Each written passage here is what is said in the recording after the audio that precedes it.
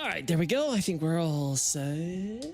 Yep, yeah, okay. We are in position. Perfect. All right. Am I crazy or does this look familiar?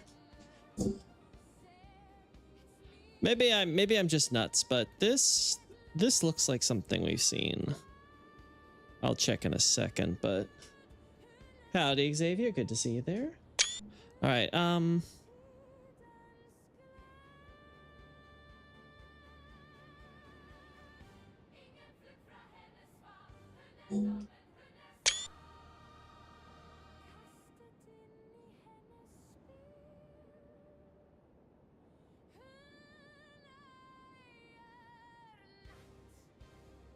There we go.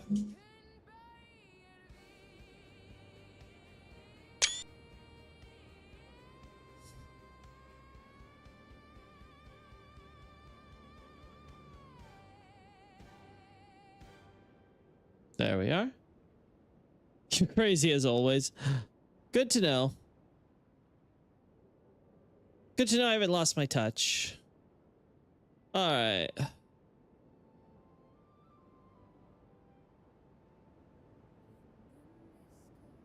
Oh, you can even kind of see this design here.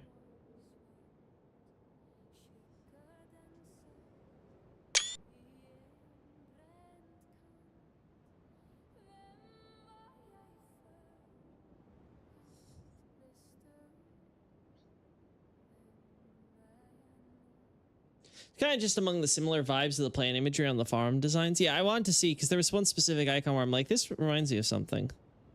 So I just want to check if that's true. This kind of looks like some of the, like, it's too low poly to say for sure, but this kind of reminds me of some of the designs we actually do see in Farm Azula.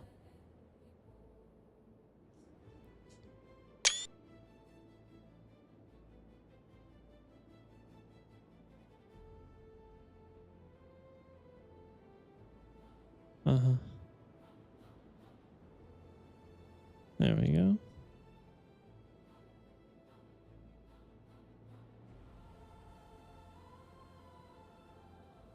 There we go.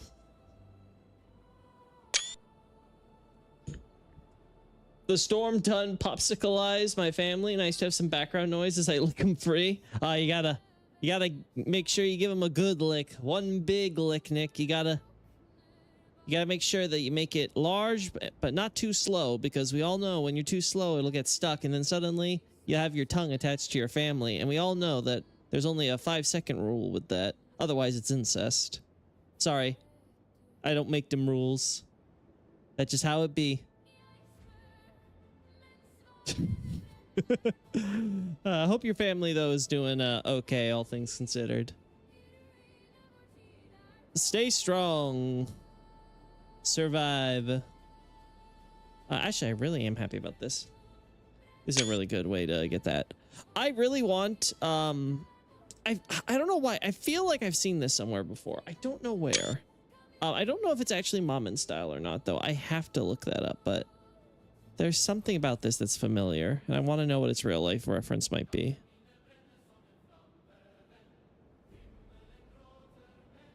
All right.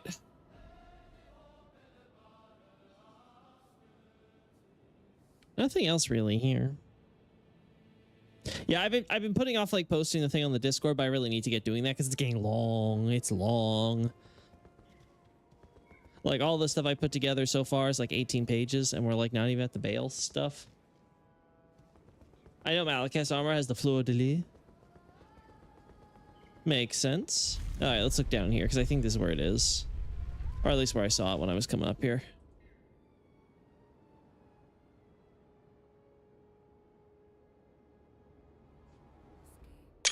All right, let's bring it up now. It's on Godfrey's axe. That design, I thought it was slightly different from that. But I'll look. All right, let's see. Where is it? Elden. No, we want to go to screenshots for this. Start with the helmet. Oh, no, I didn't mean to full screen. There we go. Making FUBU money off shoveling my neighbor's yard, which is nice. I mean, here's the thing.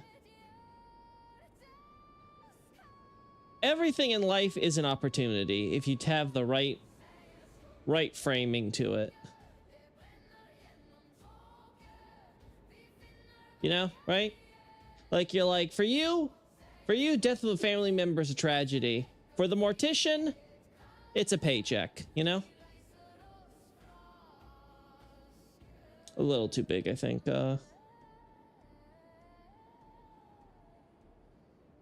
I think it's fine enough. Look, I think I need to just move my screen.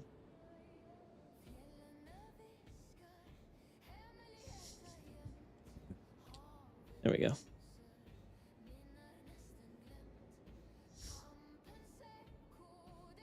Yeah. I don't think I'm crazy here, chat. This looks pretty much exact.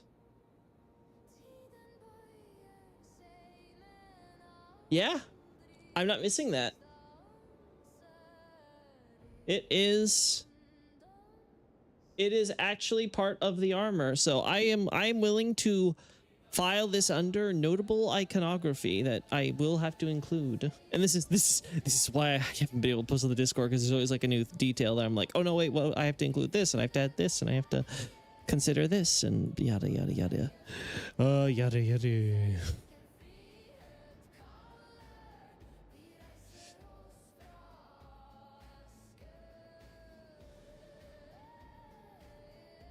Mm-hmm.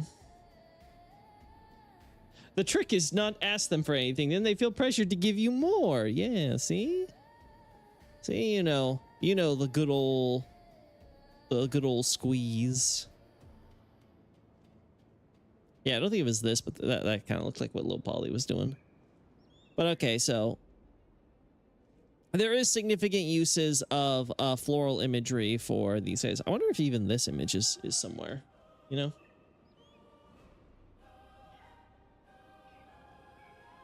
Not really this. Is it also in the big bridge design? I think this is the same. Yeah, this looks like it's the same thing, but just really low poly, right? What's the top look like? Maybe it might be an artistic redrawing, because I can kind of see the 4 leaves here, but this looks a little more compact compared to that. Like, that looks slightly more spread out in the image above, but again, it's so low poly, it could be distorting. Could be making it look larger than it is. It definitely seems like it's generally supposed to be the same image.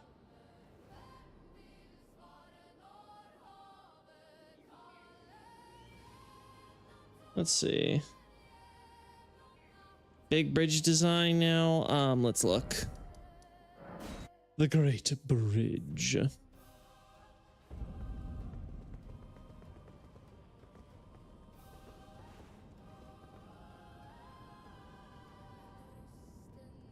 Look at that.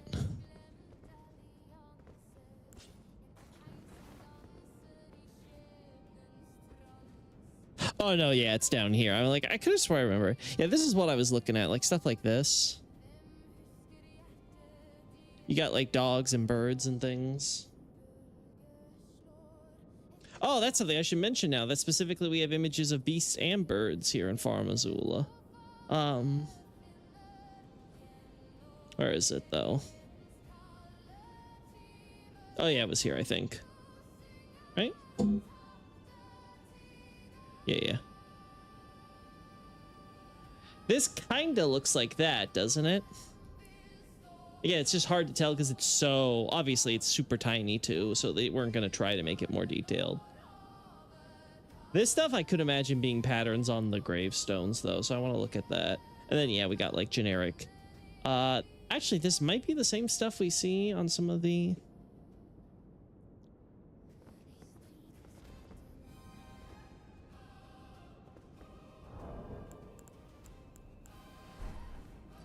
Oh. All right, that's funny. Okay, that's pretty funny.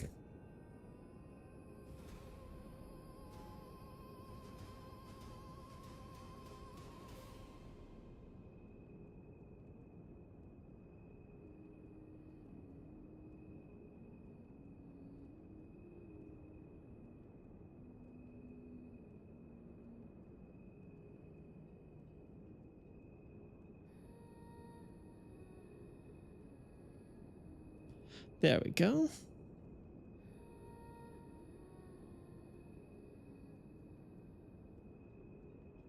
There we are. Hey, I am good to see you.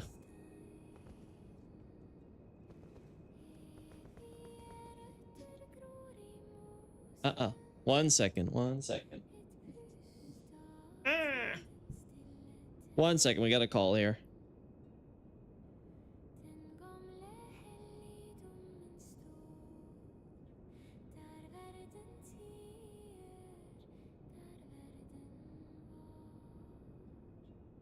Okay.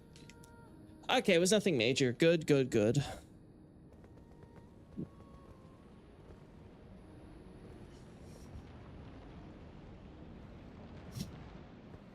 Is Marais a metaphor for Loki? LOL? No, no, no. I need the good old Marais swing to my neck. Just one nice, swift axe straight through the spine. Just cut it off.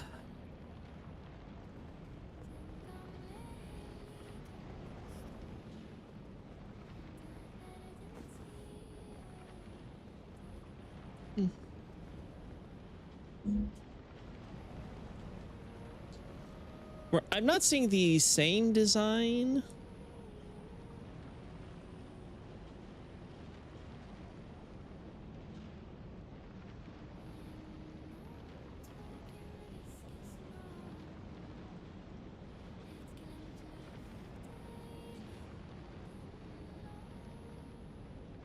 Interesting. We have now beasts juxtaposed with it looks like some kind of plant.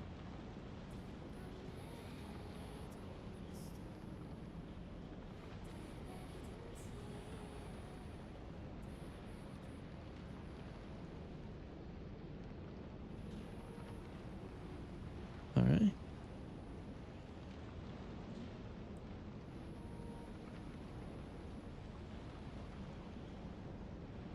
There we go. Yeah, I'm not seeing the same design we were looking at earlier, but they got this one.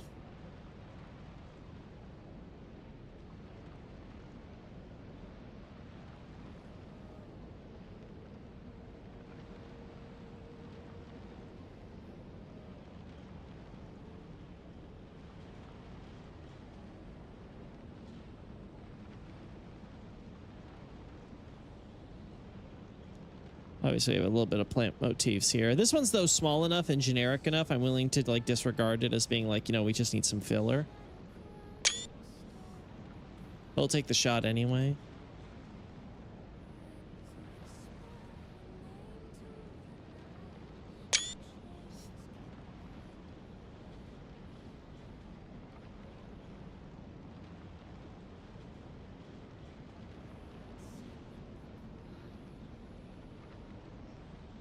There we go.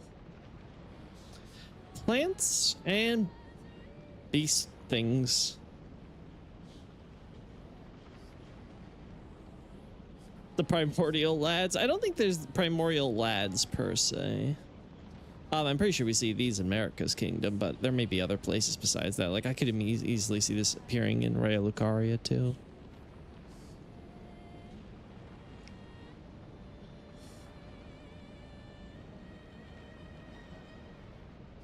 What's the symbolic meaning of them biting their tail?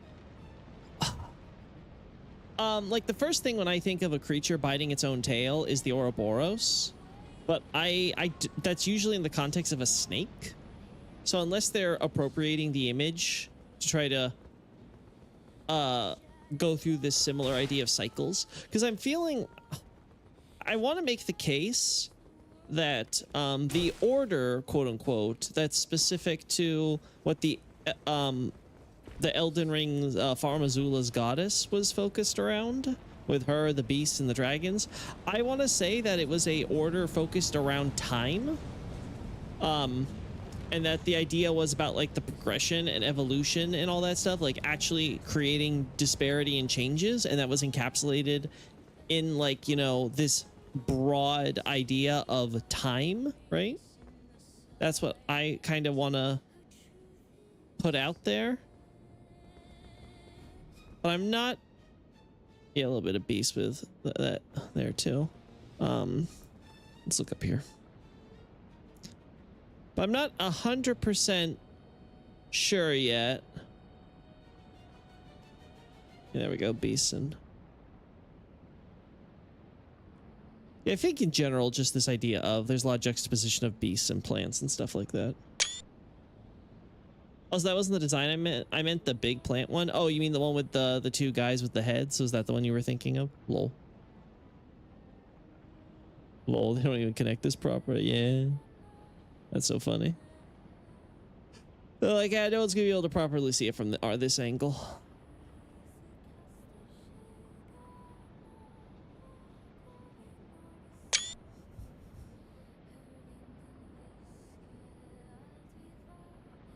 More beasts and stuff. No, yeah, the biting of the tail though, I maybe want to look up and see if there's like a specific idea with like, or an image or an art piece or something with a dog or something biting its own tail, and that has specific symbolic representations. But I can see that if they're trying to go with the whole Ouroboros, like, you know, creature eating into its oneself, that they might be going with the idea that it's like the cycle of time and you know, all that stuff.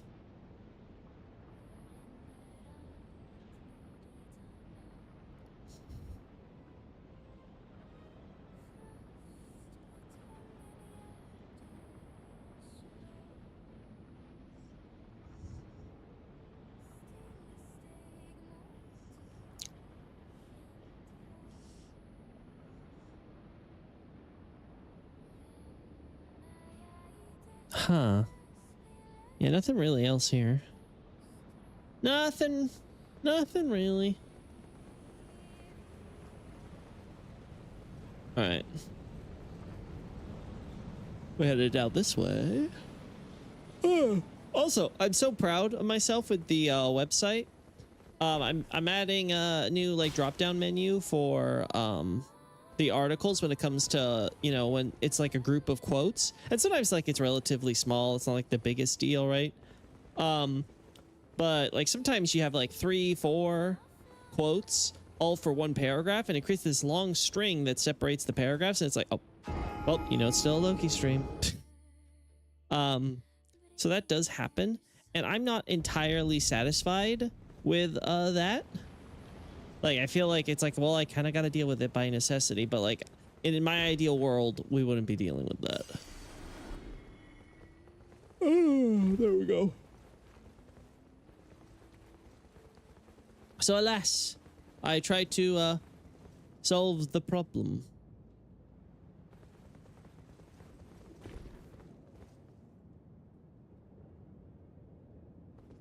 All right, there we go. Yeah, this might be similar to what we were looking at earlier. Let me take a check. Anyway, so I feel like with these drop-down menu, it just looks so much nicer. I'm really happy with this. Like it really, like it makes me all giddy. Yeah, even some of the birds were biting their tail feathers. Yeah, that's true. We saw that too in the other image, didn't we? So yeah, it might be a general might be that general concept of the Ouroboros.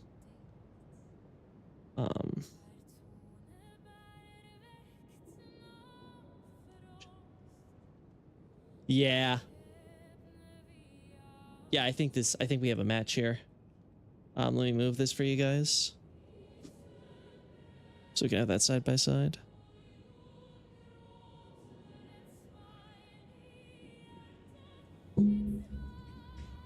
It's looking... excuse me, I gotta move this for myself.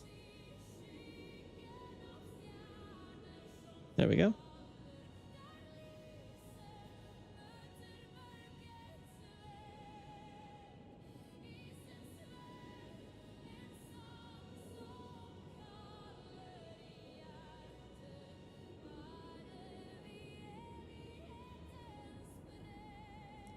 Yeah, this looks...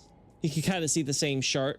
Like, look at the like heart-shaped curvatures at the bottom there.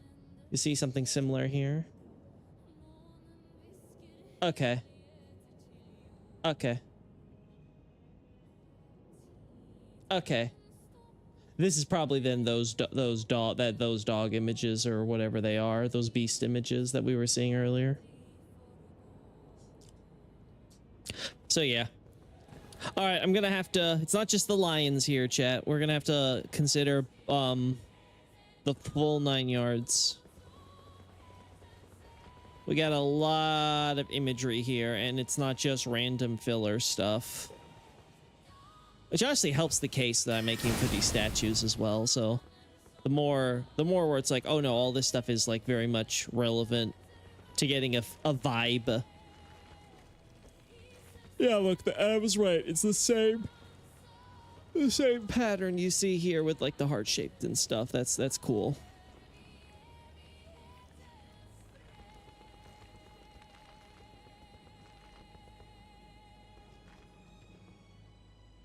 Oh yeah, didn't I say I wanted to look at?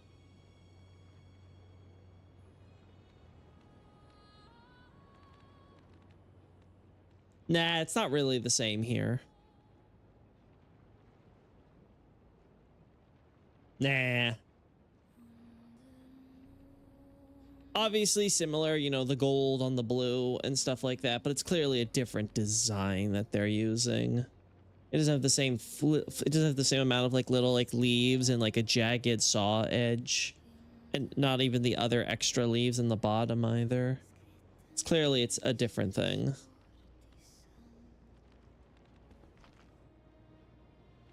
Acer dropped an excellent new video today. If you haven't seen, oh, I've seen it. I was listening to it while working earlier today. As always, Acer coming out with bangers, excellent stuff. I told him, I'm like, damn it, man, you make me want to now like get on a podcast with you and shit about Demon Souls, like us having another like 7-hour talk. Like, man, I love collabing with Acer. It's just such, it's always a treat to get together and just kind of talk about things, pick his brain and stuff. I love matching assets, tickles my brain. Good to know, Xavier. It is kind of cool when being able to be like, oh yeah, they're reusing it, even though it's like super low poly and clearly been repurposed. But it's like, yeah, they really wanted to make sure they reuse this specific design, right? Yeah, so a lot of the same stuff we're seeing used here. Oh yeah.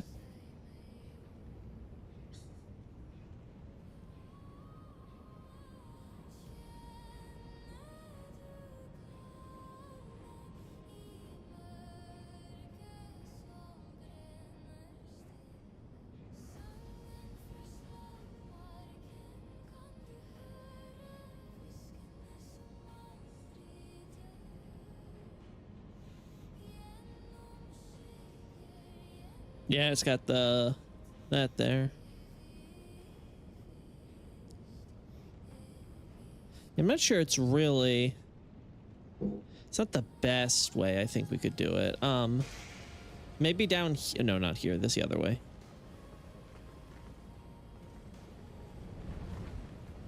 Boop.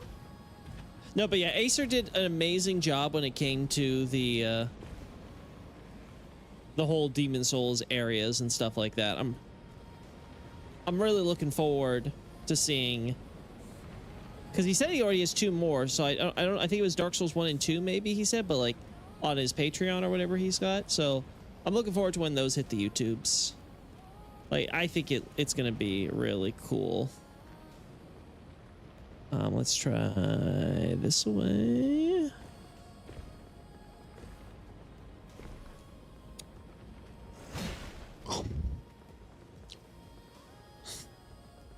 Oh, you know what? I think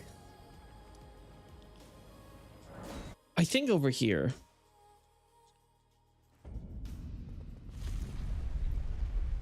I might be wrong, but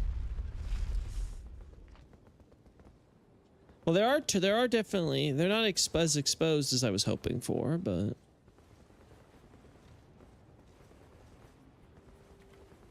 yeah, like something like this where they're like standing up but in the light, ideally.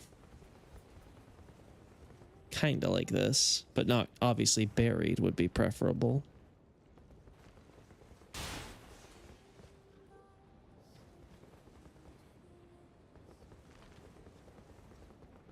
There we go.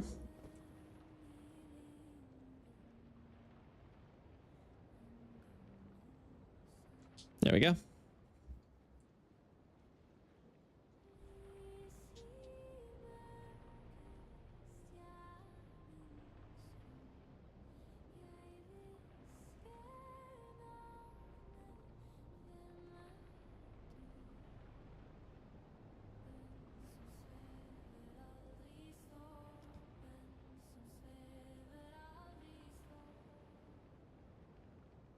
All right.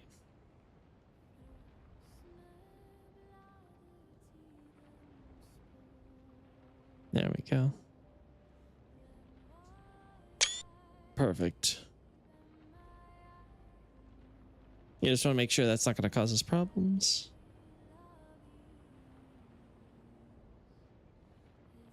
Ah, damn. If it wasn't these... Okay, this one could work.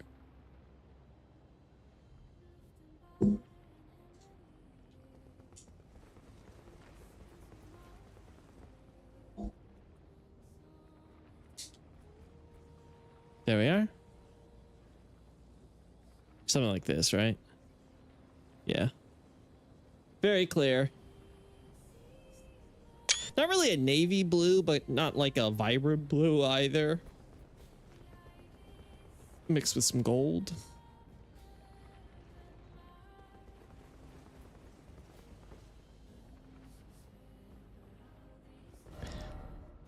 I guess we should check over here. Maybe they'll have what I'm looking for.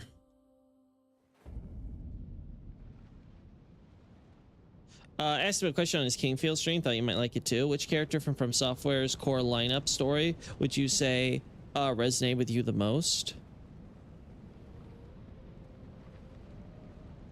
Which one's story resonated with me the most? That's an interesting question because, like, I don't usually play From Software titles strictly for, I know this is ironic to say, but strictly for the story, right? It's more so for the overall experience. Like when I play an Armored Core game, I would, you know, I don't really care too much about the story. I'm just there to get in the big mech and stuff like that. Same thing with like if I'm playing a Dark Souls or a Dark Souls 2 or Dark Souls, well, obviously not Dark Souls 2, but you know, if I'm playing a Dark Souls or a Dark Souls 3, you know, that's also, I think, very meaningful. If I had to pick which one though resonate with me, I'd probably say it has to be either Armored Core 4 answer or Dark Souls 3, because Dark Souls 3 is kind of like the send off and the culmination. So it's like it's taking and having to deliver on so much, you know. So like that's like that has to be factored in. Like there's a lot going into that, right?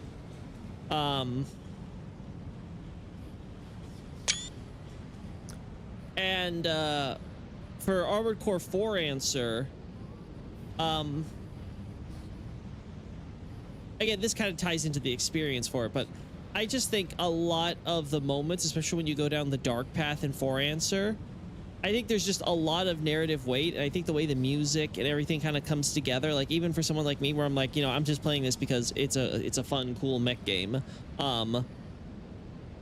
I think it kind of hits you and stuff on being like, oh yeah, this is significant. Like the moment it's like 20 million, 30 million, 40 million, 50 million. Like the moment you're hearing like, you know, that countdown and stuff, like, man, give me more like Russian Jamesian price, man. Like it is so good.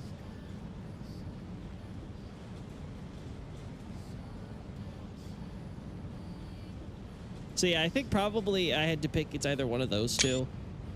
Obviously DS3 is kind of a big deal because, you know, it's at that juncture and stuff, and kind of because of DS3 that I end up getting into the From Software community. So obviously it had a huge resonance on me because it's what really kind of put the whole localization issues and like what was really being missed out on with Dark Souls 3 especially. I would say especially, more like mainly at the time, but like all of the games in total. Like I said, it's more, again, Dark Souls 3, I think story, what makes it stand out is because it's because of everything that came before that's building upon, right? Like it is trying to essentially take a whole lot of string and wrap it into a nice, neat little bow.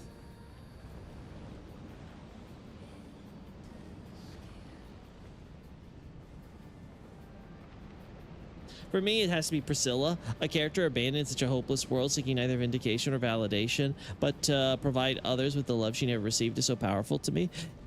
Yeah, if we're talking like specific like characters stories and not like just like the larger like, you know, individual like broader narratives, Priscilla's would be a good pick. I'm a bit more of a villain guy, so I would resonate a lot more when it's like when it's being told from that angle. Oh yeah, it's cool even this is here. That's neat. Your answer was for an even better question. LOL. Yeah, if I had to pick like specific character stories, Sullivan's really resonates with me in terms of I really appreciate the idea of taking a like kind of like amoral character, let's actually not even character, but the amoral scientist archetype, and take that to like sort of its logical conclusion. Like Miyazaki really wanted to kind of create the culmination of that exploration of like this idea that he's been stewing on for obviously many of his games, and you kind of see it still continuing with characters like Selen, but sort of this concept of like sort of just how much like, you know, Sullivan is literally just kind of in it for himself, and everything is just a means to an end, and the fact they combine that with essentially a Pope character, right? So you kind of have a bit of like the Lawrence elements to that, but like just kind of position where there's actually like gods in your geopolitics, right? So you have the whole coup against Gwendolyn and all that stuff, and kind of like essentially completely outwitting, which up until like it's easy to forget, but Gwendolyn was essentially the mastermind orchestrating the undead system in Dark Souls 1. Like he was a pretty major antagonist, quote unquote, you know, in Dark Souls 1, and like Sullivan one-ups him, like just plainly, cleanly, like he manages to completely one-up him and completely, you know, takes over and like essentially manages to destroy everything. So for like everything Gwendolyn built, obviously with the help of Aldrich, but I just think that you have this type of character and it's for something as simple as, listen man, I just want to understand the world more, and the more power I have, the more wiggle room I have to be able to just kind of do my stuff in peace. And yeah, sure, some of it's going to be really immoral, like awful, unethical shit, but like, hey man, I just want to learn everything that I can. And I think that's something that I find infinitely fascinating. Just the extent of the evil, you know, sort of the banality of evil that emerges through something as plain as ambition, curiosity, a desire to you know, kind of an outgrowth of simply existing in a space, right? That natural instinct to want to just kind of be able to familiarize yourself with yourself and everything in relation to you that you exist within. I just find that I find that very interesting to ponder. More imagery, but I don't know if we see anything quite like this anywhere. There we go. And then, what's another really good one? I think Gwyn's story has a lot of value and weight to me, because of the simplicity, right? You know, like Gwyn is not a complex, he's not a complex man, but I think he's very well realized. For a character you never really meet, right? Like you really do get a sense of Gwyn, like sort of that arrogance and pride, and like this is a man who is legitimately like competent and like a really, like, again, pure, again, divorcing any ethics of this, you know, pure Machiavellian, like, you know, the virtues of a prince. He's just an incredibly good king, right? And the fact that so much falls apart without him after he essentially kind of like, you know, sacrificed himself as like a last ditch effort in order to try to preserve something and become part of, you know, kind of establish himself as at least a legacy. So he doesn't have to live to see everything crumble around him. I think that's also a very fascinating and interesting, you know, dynamic, right? I think in general I like it when when bad guys are incredibly competent and stuff, because they're people where like they can make a case where like, look at everything I made, look at everything I did, and look at everything I accomplished, and you're telling me that I'm wrong. And it's obviously with Gwyn, right? No matter what he did, no matter everything he did, no matter how wily and clever he was throughout the entire process, he could never overcome the fundamental laws of the world, right? And I think there's a certain poetry to that. I think emotionally, I really resonate with King Alon's story. I think going through and like kind of this one's a bit more intellectual. It's not like something in the moment of when I finally, obviously, because I read Demon Souls before I played Demon Souls, right? So my experience with Demon Souls is maybe a little unconventional here, but I think that King Alon's story really kind of resonates with me in terms of the commentary of this idea that you can be king of the world essentially, and you still are so helpless against the immensity of human malice that the only conclusion you can ultimately draw from that is, quite understandably, that there is no salvation for mankind. We are irredeemably corrupt, and so it is better off for the entire world to be erased than to perpetuate the human suffering that will unavoidably continue to multiply as humans continue to exist, sire new generations, and add to their number, and therefore continue to multiply the suffering, right? I think that's a very fascinating commentary where you have a character who has all the best intentions. Like if King Alont couldn't do it, who could, right? That is essentially the question being posed. That if he could not do it as one man, then no singular man would be able to. And that's I think that's more powerful to me than any sort of existential horror. Again, as a Catholic, I find, the Lovecraftian type of existential dread stuff kind of underwhelming, right? I think it's more so kind of like the existential horror that stems from like a Lovecraft type that I think that it has really for someone of my I guess philosophy would be the best word, but just general, like, religious commitments. So like I just don't like feel that as much, but I find that in comparison, like something like King Alont, I feel is something more up my alley in terms of like philosophical questions to ponder about the world and the universe and our relation in it, right? What's bizarre to me about Sully is that he's got absolute power, but what does he have left to rule over? The cycle is literally eating his newfound kingdom alive. Again, the goal for Sully is not to rule. Again, this is what I find fascinating about Sully and what I find makes him so interesting from a narrative perspective. For Sully, power is just a means to an end. The end being the study and knowledge of the world. You could kind of think of it that Sully sort of encapsulates even more so than Griggs. No, not Griggs. What's his name? God, it's not Rickard. It's not Griggs. All the DS1 names are in my brain. Coswell, whatever.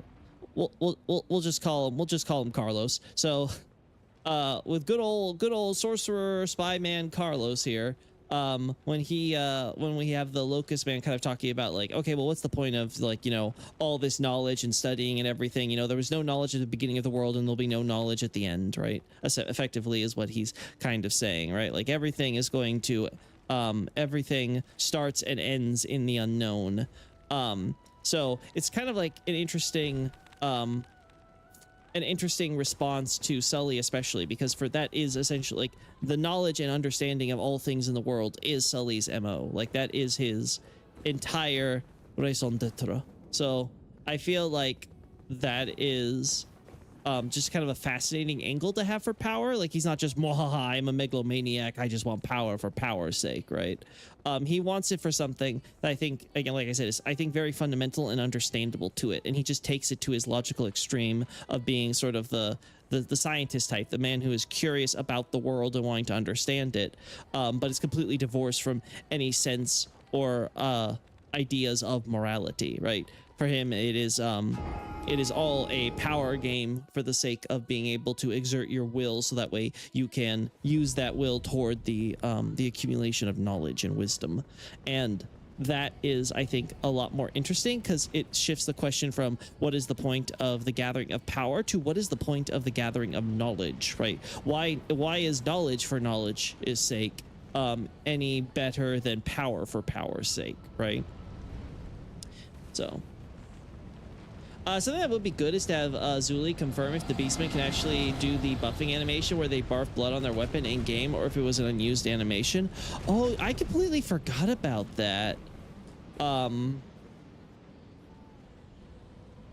Do we know what buffs it did exactly, Xavier? Like, do we know, like, was it an attack power buff? Like, do we have any information on that? Okay, I think we've got everything I can get for the graves and stuff. I don't think we found anything in here. Unless there's something here. Let's check around the city.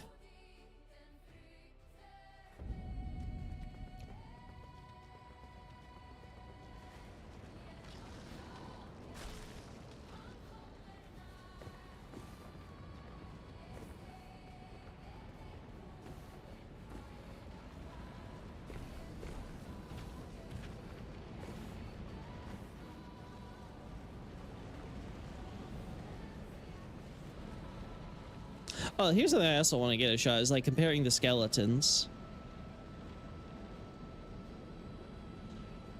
Yeah, the skeletons were the same things.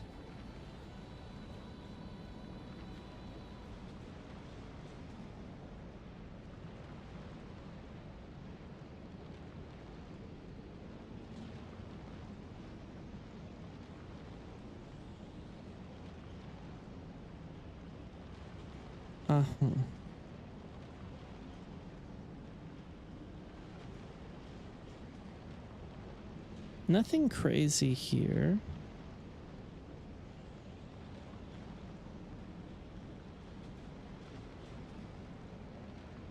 Red lightning, according to the Vati clip, since that's the only reason I know about it. Okay.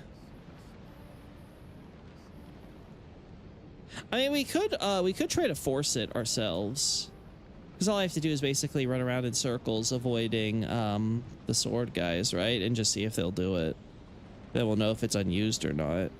Though granted, it could be that I mean, it took us a while to figure out how to get the Guinevere's blessing to show up, so it can be tricky.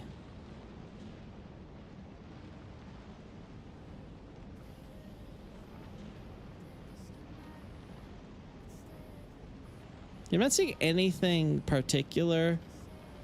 Like, yeah, you get like the black, you know, blick from the death blight or death root and all that stuff. So that's nothing crazy new.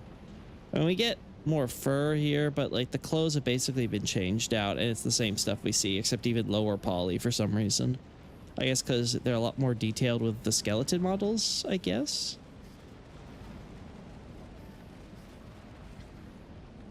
Are their tailbones longer? Yeah, maybe I'm crazy, but I don't remember their tailbones being that long for the normal skeletons. Yeah, I think they added that for the beasts. I tried for a long time a while ago while I learned about it. Well, I could try too and see if I'm any luckier, but I'll ask Zuli if worst case scenario. Skeletons looking funky. I mean, when they're beasts, what do you expect? Anyway, let's quickly look at this. Don't the skeletons here breathe fire or something? Correct me if I'm wrong. Like, did I imagine that? Don't like the bigger skeletons or something breathe fire or whatever?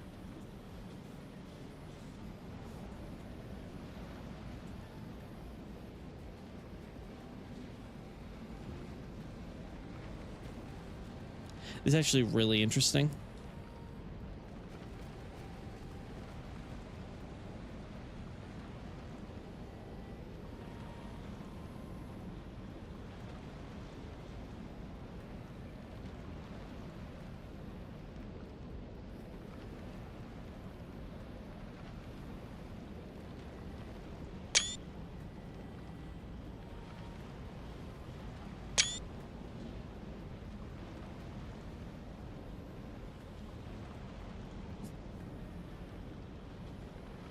All right, there we go.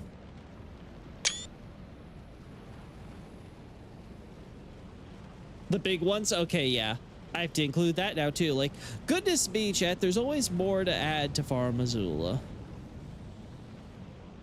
I just realized the tail is connected to the spine. Wow, really, Ian? That's surprising.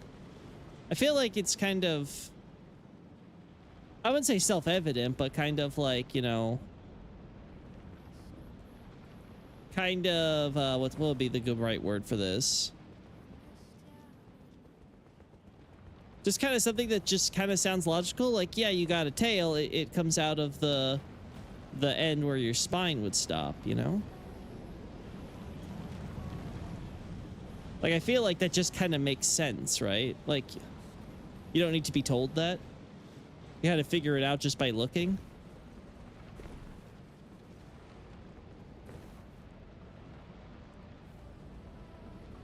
I'm not seeing any new designs here or anything too interesting.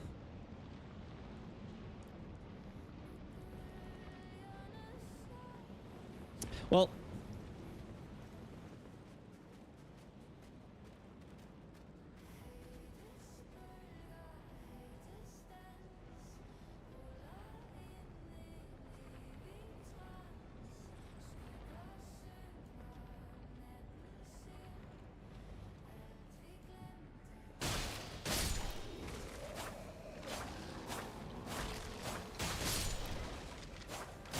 there we go. There we go.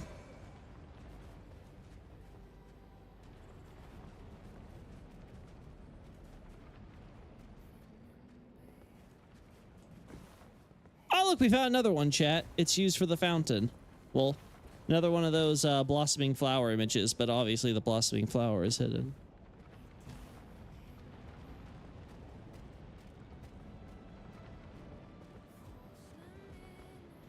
I actually want to get a shot of that. I just never realized it. What a very weird person I am, Ella. Listen, we're all a little weird. It's okay, I am. You're in good company.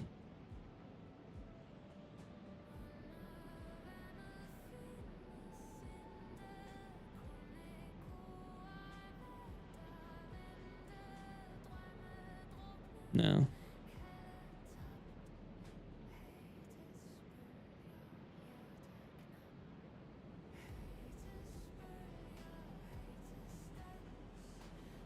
There we go. This is, I already can tell it's gonna be so annoying. Also you.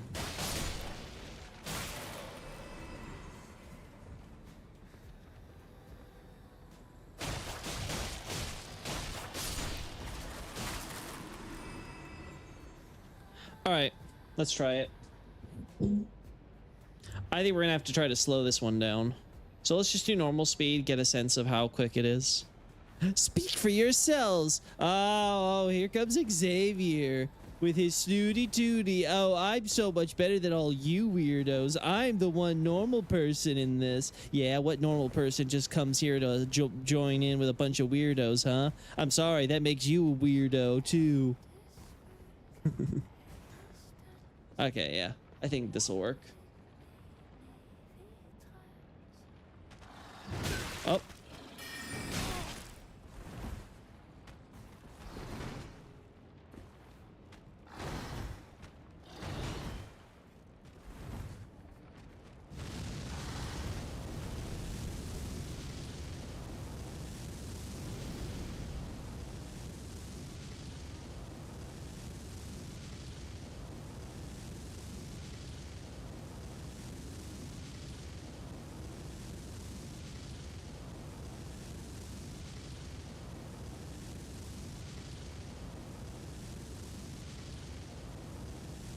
Oh, that looks awful.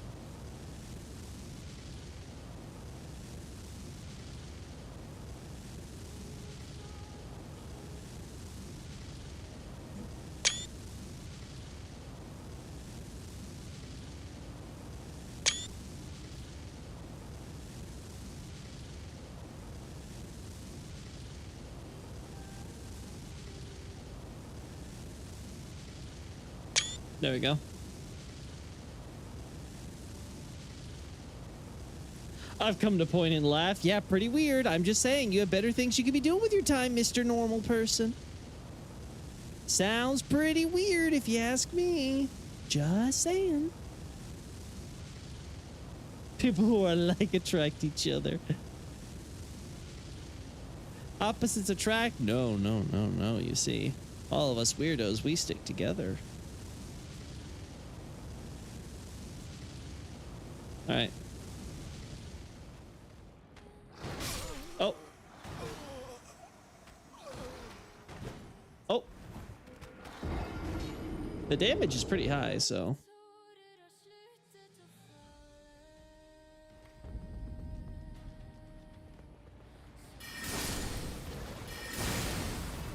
Also, I just realized Guy is giving praise to this this Elden Lord wannabe.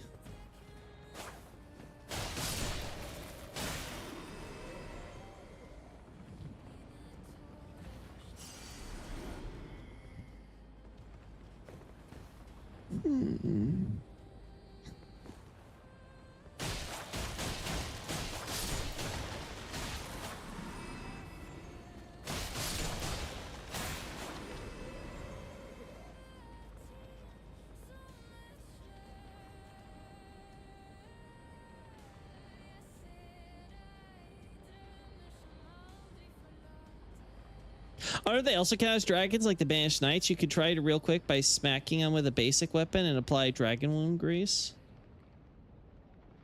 Ooh, yeah, that'd be an interesting thing to test, wouldn't it? All right, we're gonna slow things down this time so we can try to get the full animation and have time to remove some other stuff. There we go. All right, let's go. Oh, right off the...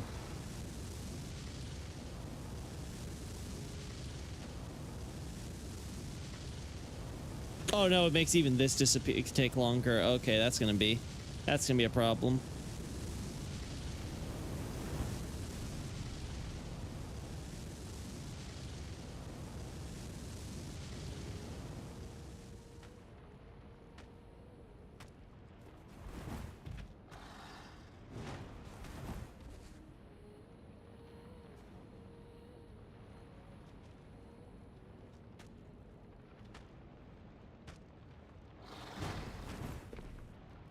Uh-huh.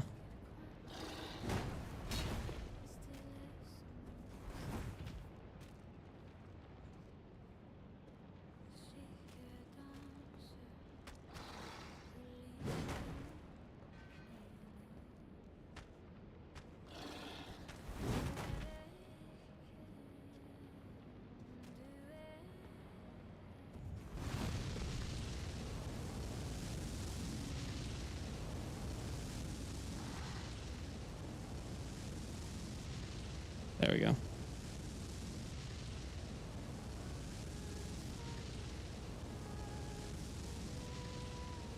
A skeleton breathing fire doesn't make sense, but I like it.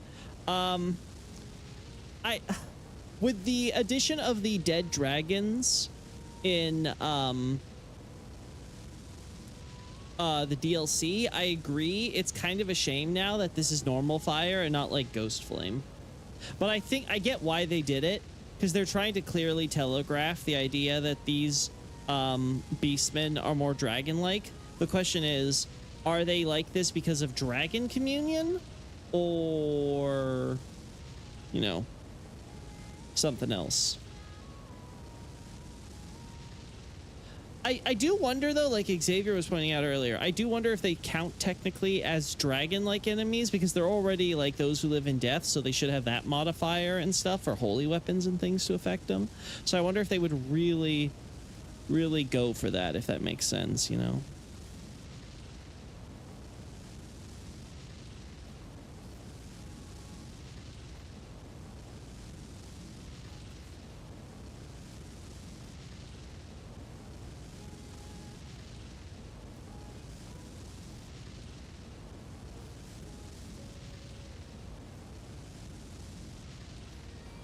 Well, I burned the earth tree. I'm gonna take a shot of that just because it's funny. Look at me, Ma! I burned the earth tree.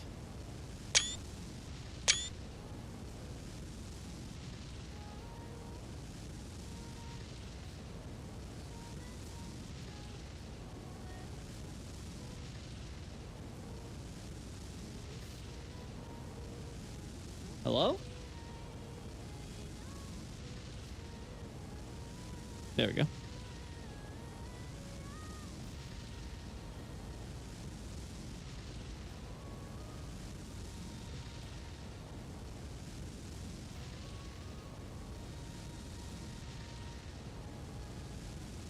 trying to get a good angle on this, but I'm not really happy with many of them. I guess this is probably some of the better ones we got.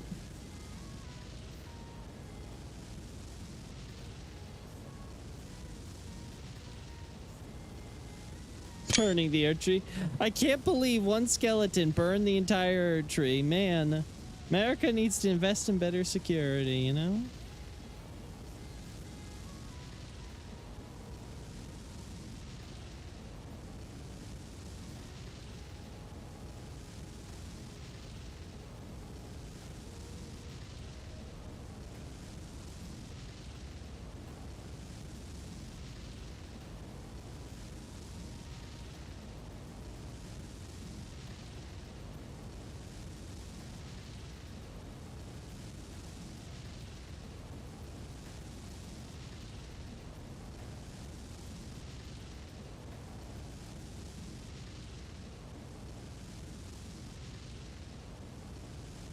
There we go.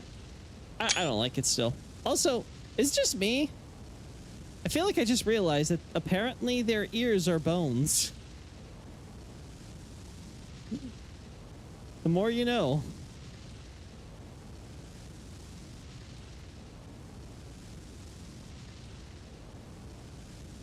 Like, I never really thought about that one before. That one, I will admit, that one did pass me by. It's like, oh wow, the skeletons have ears. Ear bones, man. How do they work? I know for sure mine doesn't have one of those.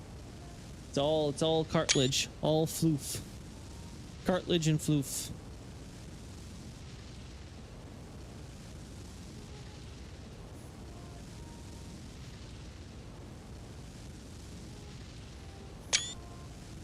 All right.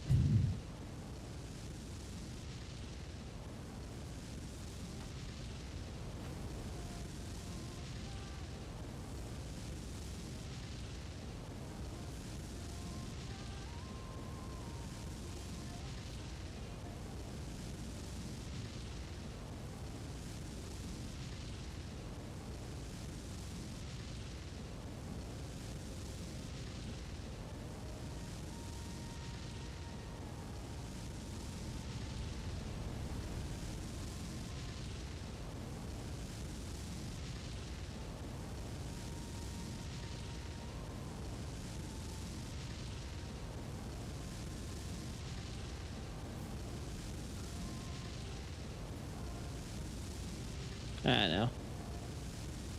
This'll do.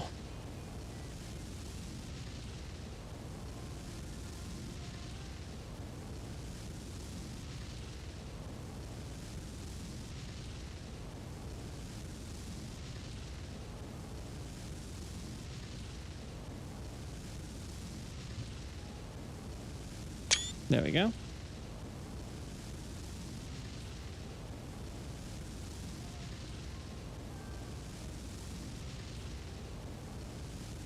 Dragon ears, man? How did you know?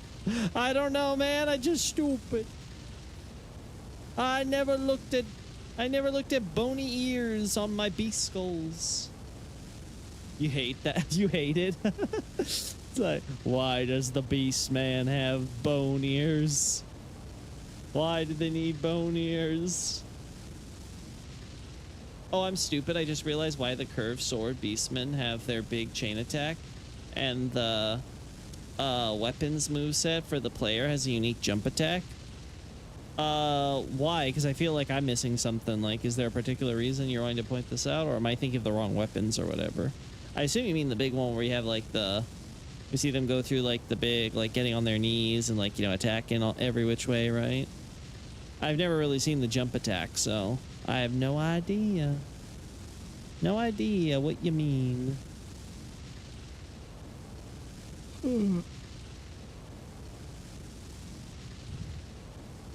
I guess.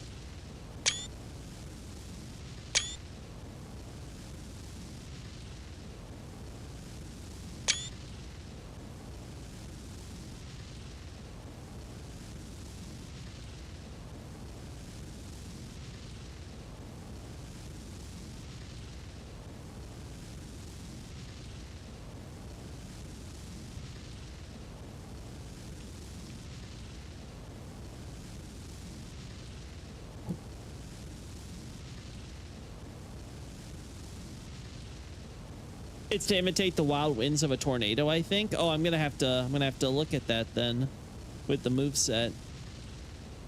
It's for the curved sword beastman, so it's the one weapon we can own, right? So it's the big giant curved sword.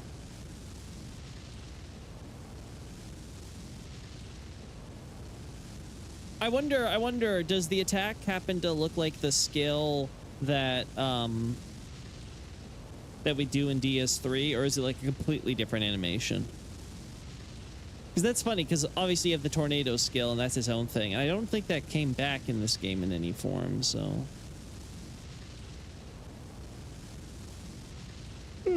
Alright.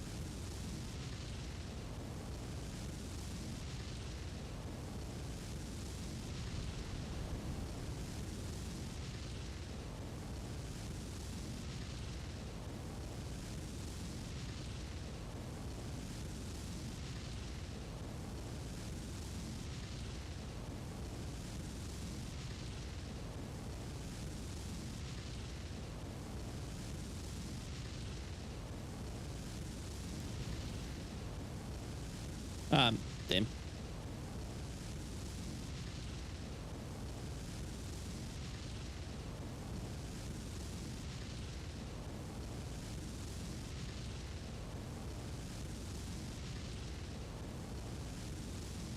Yeah, it's really hard getting...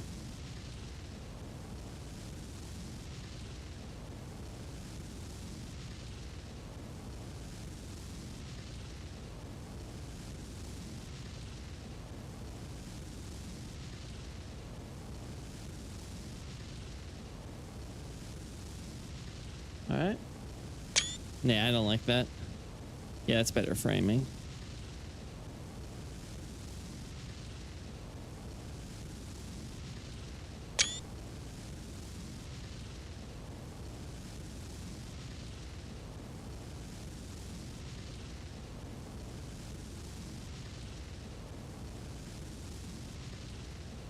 Something like this is okay? Okay.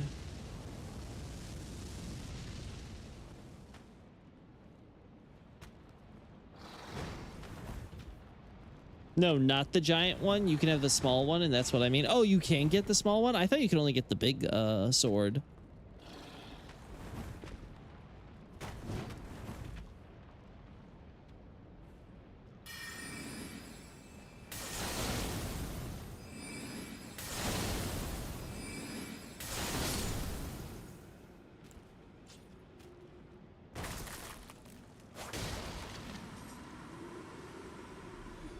Yeah.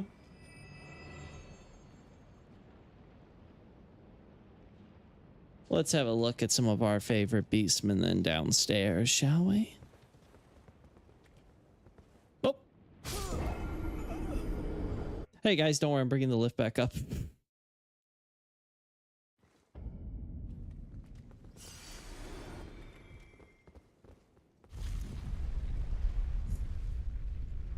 All right, now I don't need...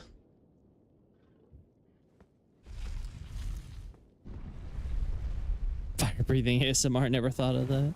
I don't think you ever need to think of it.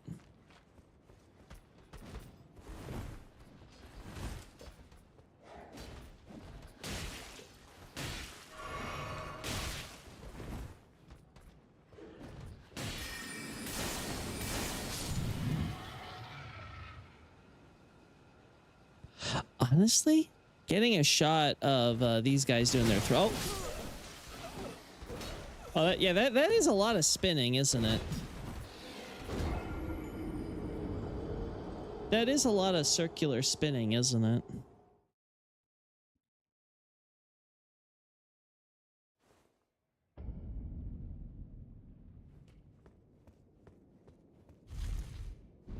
All right. This time we kill him in advance. Favorite movie, Loki? Ooh. That one's a bit tougher. Like, I'd have to really sit down and think of all the live action and animated films I've seen and see which one I would really like. I really did like Tenki no Ko. Yeah, Weathering with You. I really did enjoy that film by Shinkai. Like, it's probably my favorite Shinkai film. So I could definitely see it becoming one of my favorite films, but I mean, there's a lot of really good live action films as well.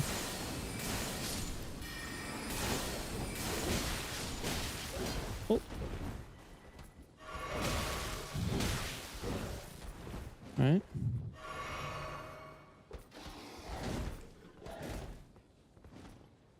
Using bites to attack. Mm-hmm.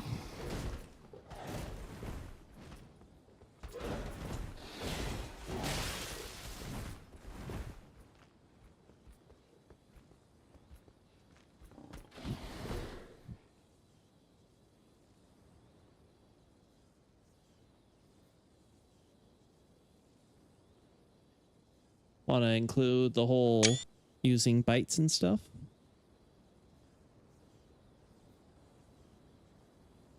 All right.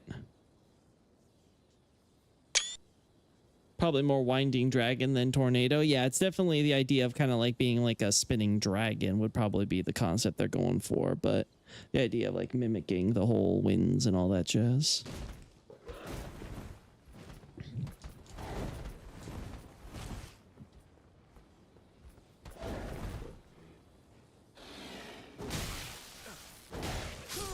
Ah, damn.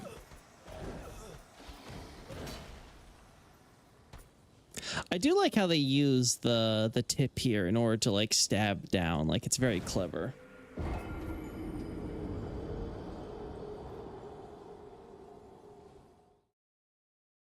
All right, chat, I have to end this early because the Peppy is starting to whine because I think she wants to go outside and do her business. So we're going to do that now, okay? So, guys, thank you so much.